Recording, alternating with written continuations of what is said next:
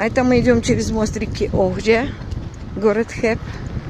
Когда-то здесь было, вот так вот посмотришь, и полно форели. Сейчас форель найн. Нет. Там островок. На этой стороне видно форель. Здесь видим остров. Что-то мутная вода. Из-за стройки или так?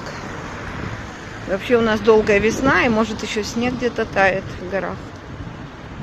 Подождите. Вот мост делали, знак кинули. Видно? Знак на дне. Так вот.